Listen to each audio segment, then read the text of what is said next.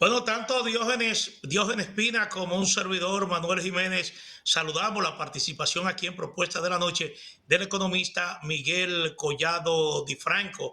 Así que nuestro saludo, Miguel, ¿qué tal? Buenas, ¿cómo están? Un placer estar compartiendo con ustedes esta tarde. Sí. Bueno, el placer es nuestro.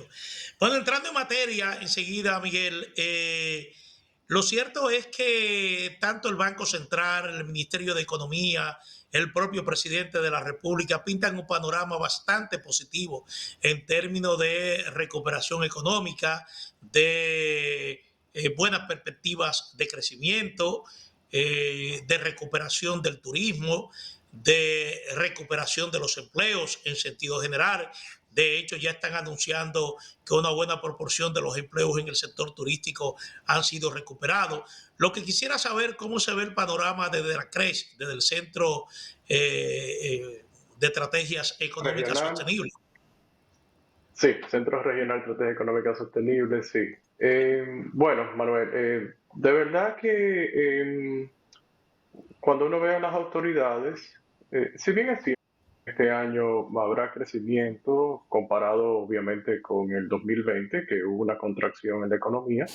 Definitivamente la economía en este año crecerá en términos relativos con lo que el resultado de 2020. En 2021 habrá crecimiento económico, ya que primero no tendremos esas medidas restrictivas que prácticamente afectaron entre abril y junio del año pasado en lo interno, ni se las perspectivas tampoco a nivel internacional son iguales en esos términos. Ahora, hay que ser un poco cautos, todavía no ser demasiado optimistas en cuanto a a esa expansión, a ese crecimiento que es reflejado en los números, que se producirá en algunos sectores. Sin embargo, todavía una buena parte de la economía estará afectada y una parte de la economía, casi un quinto de toda la producción nacional depende del turismo. Alrededor de entre un 18 y un 20% está vinculada a esa industria, que es también la mayor generadora de empleo. Y la temporada de invierno de este año se perdió. Ya cuando uno ve la contracción de la llegada de pasajeros extranjeros, es alrededor de 70% si lo compara con el mismo periodo del año pasado. Entonces, ¿qué te quiere decir eso? Que en este año, cuando tendremos una recuperación del turismo, será al final del mismo, cuando venga la temporada invierno del 2021, del 2022. Entonces, es importante tener eso en cuenta y hay más de 200.000 empleos formales que se han perdido y una cantidad superior en términos de ese número en el sector informal. Podríamos estar hablando fácilmente de más de medio millón de empleos perdidos actualmente. Recuperar eso tomará tiempo. Yo creo que las autoridades, si bien pueden argumentar que sí, que habrá un crecimiento en comparación con el 2020, deben ser un poco cautas en no llevar un sobreoptimismo, hacerle sentir a la población que todavía lo peor no ha pasado, que hay factores externos, como principalmente la parte del turismo, y empresas que han cerrado en República Dominicana un gran número que se refleja en esas mismas cifras de desempleo, que todavía tardará un tiempo en que nos recuperemos y alcancemos los niveles de 2019. Licenciado, hasta el presidente y todo su equipo de ministros han realizado 6 consejos de ministros en diferentes localidades. Y cuando terminan estos consejos de ministros, el presidente anuncia una serie de medidas y una serie de obras que están llamadas a conllevar una gran inversión en recursos económicos. El presidente ha dicho que estos proyectos se desarrollarán en mancomunión con el sector privado. Entonces, la pregunta viene en esta dirección y observando que usted insiste mucho en que hay que ser cauto. ¿Usted percibe que tendremos un sector privado o inversores extranjeros dispuestos a poner en juego grandes inversiones en un contexto como el que se está viviendo ahora mismo? Y esa es la gran interrogante. Cuando vemos desde el discurso del 27 de febrero, el anuncio de nuevas obras, obras de construcción, obras públicas, algunas, como tú bien dices, se dice que habrá inversión privada para financiar las mismas, en otras no se expresa lo mismo y no hay claridad en sentido general sobre cómo se financiarán las obras públicas. Hay que tener en cuenta que una parte del presupuesto de alrededor de 87.000 millones ya se ha anunciado que no se realizarán, que provenían de la venta de activos de la CDE o de la GEDE, bueno, entiéndase Punta Catalina. Ya ese es un dinero que no está. Entonces, como tú bien dices, ¿qué garantía tenemos de que se va a hacer inversión privada para realizar estas obras? Eso no está claro y ahí falta comunicación por parte del gobierno. Y en estas circunstancias, si bien el año pasado nos encontró desprevenidos en términos de que no teníamos unos ahorros, un fondo, por ejemplo, de estabilidad fiscal que nos hubiese ayudado a pasar esta pandemia, bueno, nos hubiese ayudado en el financiamiento del nuevo gasto, ya estamos en 2021 con perspectiva de irnos recuperando, ir saliendo de esta situación y lo peor que puede pasar es que sigamos endeudando. Ya es un momento en el que debemos ir pensando en el control del gasto, en que debemos ser prudentes. Ya República Dominicana alcanzó el umbral de que de cada 100 pesos que recauda en impuestos, 30 de los mismos van destinados al pago de intereses de la deuda pública. Nosotros venimos advirtiendo desde hace años cuando ese monto ha superado el 20%, pero ya estamos en el 30%, ya es algo que debe ser preocupante y como mencioné, una parte de las recaudaciones, ya no es de ingresos tributarios, sí de ingresos no tributarios para financiar el déficit, no se realizará en este año, admitido ya por las mismas autoridades. Entonces es una situación delicada y que hay que prestarle atención y al gasto público, definitivamente, por el tema del endeudamiento. Sí, bueno, usted ha tocado un punto esencial, y yo creo que es esencial dentro de la política económica en sentido general del país, es decir, el endeudamiento y la baja recaudación de los ingresos fiscales.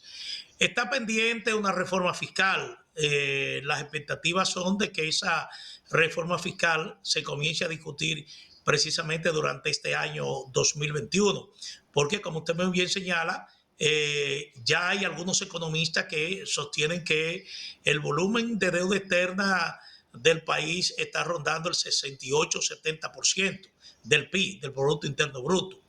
Pero en términos de la recaudación fiscal, como le digo, hay las expectativas de que se podrá discutir una reforma fiscal para este año. No he escuchado hablando de pacto fiscal, como establece la Ley de Estrategia Nacional de Desarrollo, sino que se insiste mucho en reforma fiscal. Y por otro lado, justamente este martes, el Banco of America está proyectando de que la República Dominicana para mayo tendría una inflación del 10%, presionado por el aumento en los costos de la materia prima y del precio del petróleo en los mercados internacionales, que son otros factores que gravitan sobre la economía dominicana. Sí, Es un punto importante la discusión en este año de la reforma impositiva que es necesario implementar en República Dominicana. Y subrayo reforma. Reforma en el sentido, en el buen sentido de la palabra, de mejorar lo que tenemos. Esto, yo recuerdo la última entrevista que tuve acá, mencionaba que debía haber sido incluida en el presupuesto del año 2021, junto con el presupuesto. Ahora, debemos aclarar qué es lo que debería ser, en qué debería consistir esta reforma. Dice, aquí cuando se piensa en impuestos, se tiene en mente la aritmética de la contabilidad impositiva, que sería tomar las bases impositivas, incrementarla por multiplicarla por la tasa impositiva y eso da como resultado unas recaudaciones. Se tiene en la mente entonces que si se incrementan las tasas, pues vamos a tener mayores recaudaciones. En la discusión que debe venir pronto, como dije que estamos tarde, debió haber sido el año pasado, lo que se debe tener en cuenta es que ahora mismo en términos efectivos, aún teniendo unas tasas de ITEVIS del 18%, la evasión o la falta, la tasa efectiva por las no recaudaciones es alrededor del 10% o menos. Estamos diciendo que las mismas autoridades admiten que hay una evasión de un 40% y un 60% en la tasa de impuestos sobre la renta, con una tasa efectiva, aunque las tasas de 27, de entre 16 y 18%. Esta es una situación parecida a la que teníamos en los 90. En los 90 teníamos una tasa impositiva de más de 70% para las personas físicas, de 46% para las empresas, y la tasa efectiva era de un 12% aproximadamente. ¿Qué quiere decir esto? Que con tasas altas, con más impuestos, usted no necesariamente recauda más. Y lo que sucedió en los 90 fue que cuando se bajaron las tasas, sucedió con la tasa de impuestos sobre la renta, que se llevó a un 25%, aumentaron las recaudaciones. Y eso ha sucedido, esa experiencia, en otros países. Ahora mismo sería muy delicado pensar en aumentar tasas impositivas, crear nuevas figuras impositivas con una situación de mayor informalidad y unos incentivos que ha creado el ambiente económico de mayor evasión y elusión impositiva. Entonces, para poder recaudar más y para no penalizar la actividad económica más de lo que está ahora mismo, una reforma impositiva debe venir por esa línea, porque ahora mismo se están subsidiando por medio de fase 1 y fase 2, por ejemplo, a empresas que no han podido mantener a sus empleados, pagarles por completo. Entonces estamos realizando un gasto por esa vía. Estamos realizando gastos, mencionabas el tema de la inflación, estamos realizando gastos por la parte de los combustibles. También afectan a una buena parte a los ciudadanos, pero también a empresas. Entonces, el tema sería, tenemos empresas que estamos subsidiando, pero por otro lado hay empresas que han sobrevivido, entonces no las debemos de penalizar a esas que están siendo productivas. Esa es otra forma de pensar en términos de qué reforma debe hacerse. Sí, en conclusión, la reforma es necesaria, debe llevarse a cabo, pero hay que tener mucho cuidado de cómo se realice en estas condiciones.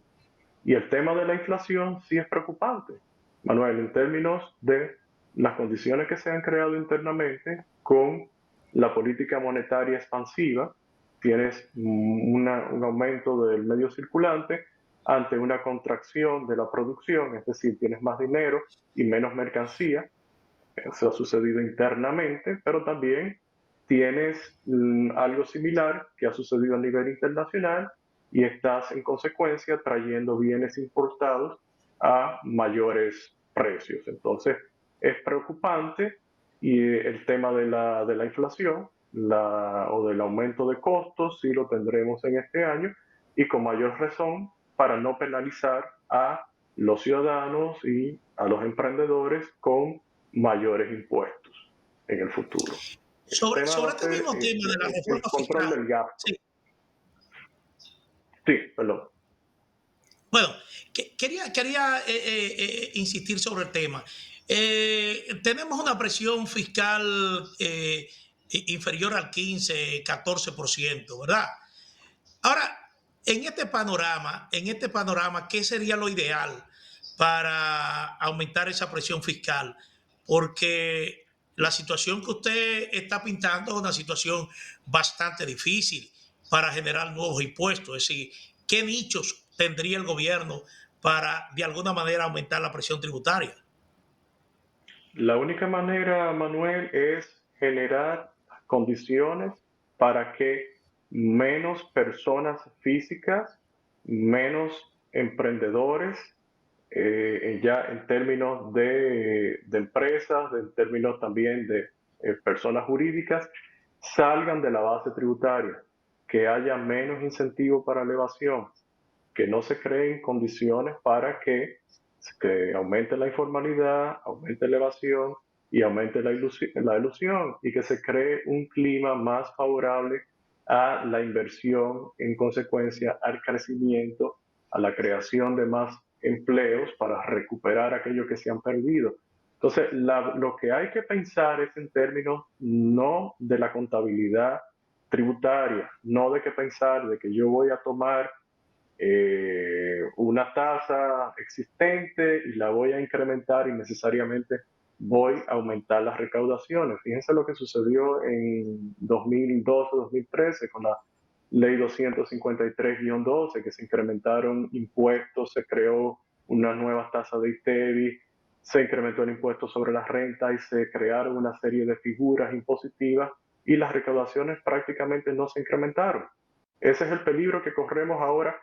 Peor todavía, porque la pandemia ha deteriorado el aparato productivo de República Dominicana. Entonces, para recaudar más, lo que tenemos que tener en cuenta es eso, no crear las condiciones para que se deteriore más el ambiente de negocios de República Dominicana, sino todo lo contrario. Licenciado, siguiendo prácticamente en esa misma línea de reforma y esas cosas, justo en el día de hoy el viceministro de Economía, Pavel Isa Contreras, dice que la política monetaria se agotó y que el camino que queda es el turno de la política fiscal. ¿Qué opinión le merece ese planteamiento? Mira, el tema sí, en realidad Y la él, política disculpa, monetaria, y él lo acompaña diciendo que ahora se necesitan una serie de estímulos a la actividad económica. sí, el mejor estímulo que se puede crear es hacer, bueno, valga la redundancia, crear las condiciones para que la economía real mejore y no estímulos artificiales. Sí, en términos monetarios son estímulos artificiales, tratar de que la gente, tanto los ciudadanos como los empresarios, se endeuden más. Si tú miras ahora mismo, el crédito al consumo, el acumulado que llevamos en febrero, es negativo con relación a febrero del año pasado. Lo mismo pasa con el crédito al comercio, lo mismo pasa con el crédito a la construcción, el único que se ha incrementado es manufactura. Y cuando miras, el crédito apenas ha crecido 4.5% aproximadamente. Eso es prácticamente nada cuando lo comparas con crecimientos históricos de más de 10%. Entonces sí, por el lado de la política monetaria no es la solución. ¿Es la solución el tema fiscal? Tampoco, porque vamos a seguir con el mismo ritmo de endeudamiento que ya he descrito, que ustedes mismos decían. Para nosotros ya en nuestro cálculo supera el 72% del Producto Interno Bruto. Pero lo preocupante, reitero, es cuánto de los ingresos tributarios hay que destinar solamente al pago de los intereses, que le mencionaba que es alrededor del 30%. Eso es lo más preocupante en realidad. Entonces, la política fiscal lo único que hará con el endeudamiento que va a acarrear es dilatar las reformas estructurales necesarias en República Dominicana, que desde hace tiempo son, han faltado para crear un clima de mayor productividad, pero ahora son más imprescindibles. Y una sería precisamente el tema de un sistema tributario más simple y menos oneroso. Pero también hay que resolver verdaderamente el tema eléctrico, la calidad de la misma, de la electricidad, y que bajen los costos de autogeneración en que incurren los hogares y las empresas, el tema de el costo de los combustibles, que en República Dominicana tienen unas altas tasas impositivas y tienen unos márgenes fijados por ley. Cuando tú te fijas o los comparas con los precios, por ejemplo, en Centroamérica, te das cuenta que son en promedio 16, 18, hasta 20% más caros nuestros combustibles, a pesar de que se han congelado en las últimas semanas. Está el tema del transporte de carga, que es uno de los más caros de toda América Latina. Está el tema de los costos laborales no salariales. Esa es una discusión importantísima en términos de crear unas mejores condiciones para facilitar emplear a más gente en República Dominicana. Es muy costoso emplear a las personas en República Dominicana por diversos factores. Entonces, esas son las discusiones que deberíamos tener, entre otros temas. No es gastando más, no es endeudándonos más que vamos a salir de esto. Es creando las condiciones reales para poder producir, crear más, atraer mayores inversiones. Como decíamos anteriormente, la pregunta, ¿cómo van a venir los inversionistas? Creándole más inversiones. ¿O cómo va a salir el mismo capital local a reinsertarse en el aparato productivo? Es así, y creando en consecuencia más empleos y incrementando los ingresos reales de los dominicanos. Reales, menciono reales porque en términos reales van a ser golpeados por la inflación. Collado, usted acaba de mencionar los combustibles. El precio del petróleo supera los $60 el barril, en medio de expectativas de que esta tendencia alcista se va a mantener. No se sabe por qué tiempo. Pero usted lo señala, el Ministerio de Industria y Comercio ha estado congelando los precios de los combustibles en las 3 últimas semanas. Pero esto conlleva asumir deudas cuantiosas con el sector importador de combustible. Pienso que la deuda debe sobrepasar los 1.000 millones de pesos. Esta estrategia es aconsejable, sobre todo en un marco, como dije, de que no hay en perspectiva que los precios del petróleo puedan disminuir en términos inmediatos o en el mediano plazo. Esto manda una mala señal a la población.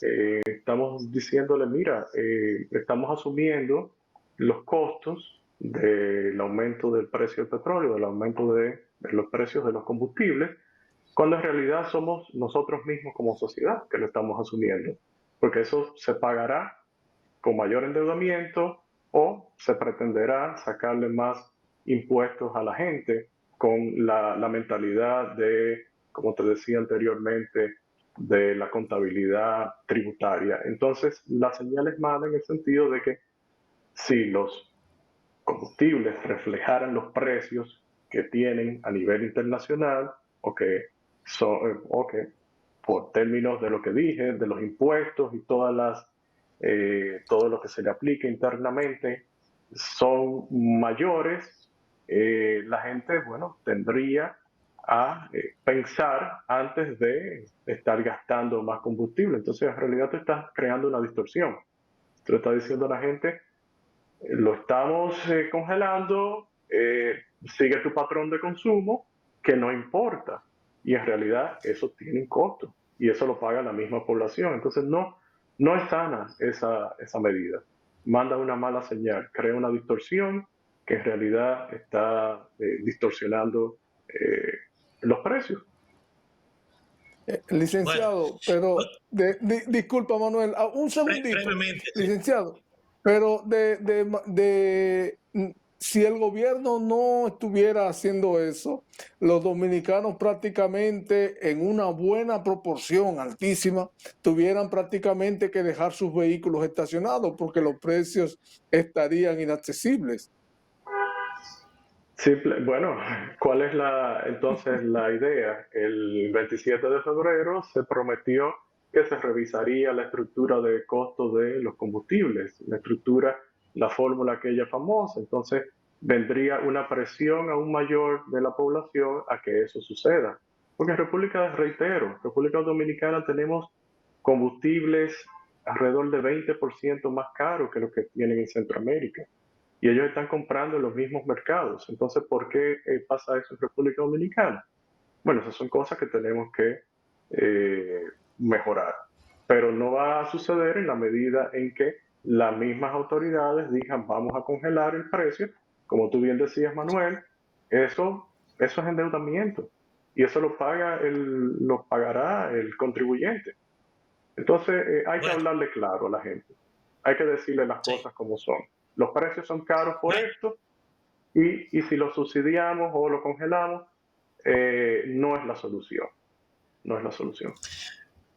Bueno, muchísimas gracias a Miguel Collado Di Franco, economista senior del Centro Regional de Estrategias Económicas Sostenibles, CRES. Muy agradecido, Miguel, por tu comparecencia aquí en Propuesta de la Noche y, como siempre, muy edificante y oportuno tus planteamientos. Bueno, Dios en Espíritu, un servidor, Manuel Jiménez. Agradecemos como siempre su sintonía. Los invitamos para mañana, miércoles, para que estén con nosotros nuevamente a las 6 de la tarde por Digital 15. Que tengan muy buenas noches.